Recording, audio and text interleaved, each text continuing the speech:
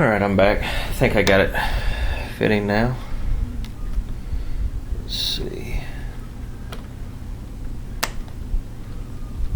think I heard it just slide in.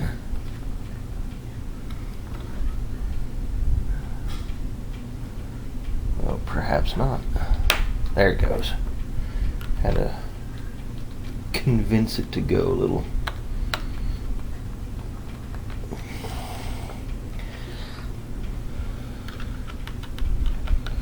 So I think it more has to do with this piece being put on wrong, creating a little bit of extra tension that's not needed.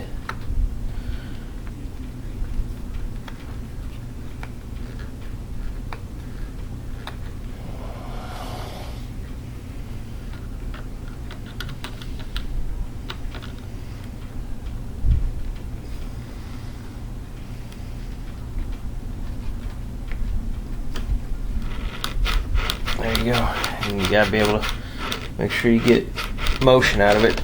Give it some compresses. Get it down in there.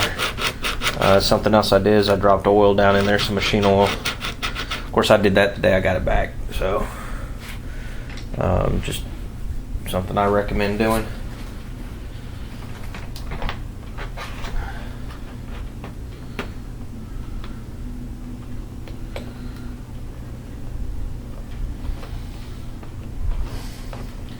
So as you can see, the mod's not too hard. It's just takes a little bit of know-how. The aluminum will hold up better than the plastic will, and I'm most definitely going to have to do something different, I think. I think I've jacked that all up. Putting it all backwards, I'm gonna have to make a new one. This one is way far out versus this one. And that's what you don't want to do, folks. Break shit. Alright guys, you just saw me break the axle housing off the friggin' strut and blew this thing to crap. Sucks, but I have my ways around it. I have some 440 Allen head screws. They're long enough, and I have a tap and die set, so I just used a 440 tap, and it's a perfect fit. So what I had to do is I had to thread that hole to fit. So I'm just threading the screw on here.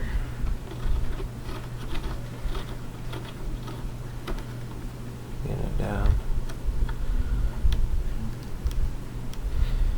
It's probably going to be about as far as it goes because I got a sleeve on there. It might still impede the door a little bit, might not, I'm not sure. We'll throw this wheel on real quick. I think I have some 440 screws hanging out over here. I think that's what these are. Could be wrong. Yeah, I think I'm wrong. Let's see, is this a 440? Hey, Eureka. So what I'll do is I'll just put a washer in front of that, so it'll be allowed to spin. It pays to keep little jars of nuts and bolts. That's how shit gets fixed around here with spare parts. Swear by it. So I'll slide that on.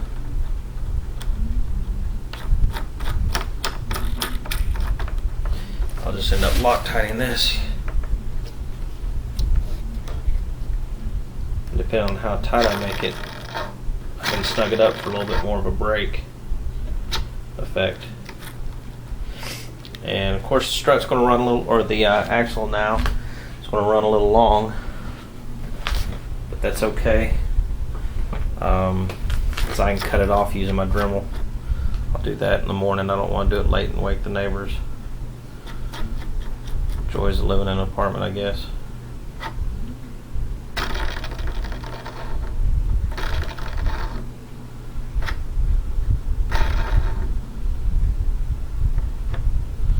Like mine free spinning, so I'll leave it there and I'll let this Loctite dry overnight. If you took the gear doors off, you know how to put them back on. I'm not going to go through that. Actually, you know what? I will put this one back on. I want to check clearance of that housing. I might end up breaking up my die and taking that sleeve off now that I'm thinking about it. I just want to check clearance and see if it's going to punish me or not.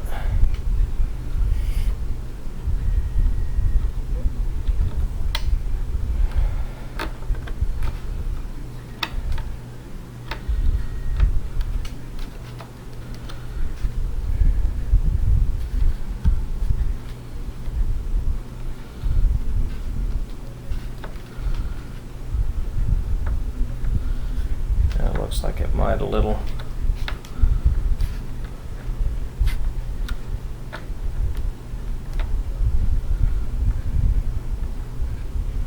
See what happens when I turn it on and drop the gear or fold the gear up.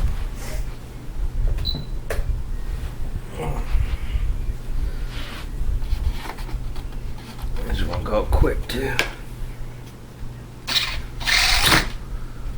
Okay. You know, that's not fair because that strut's holding it up. Or the axle being too long is holding it up. Just drill a little hole right quick. No big deal. Well, you know what? I'm not going to fool with it. Strut cover's too long. I'll just tap the rest of that. If not, it'll be fine. So, but what you do need to see is how more or less even these are. It's kind of hard to tell in this video.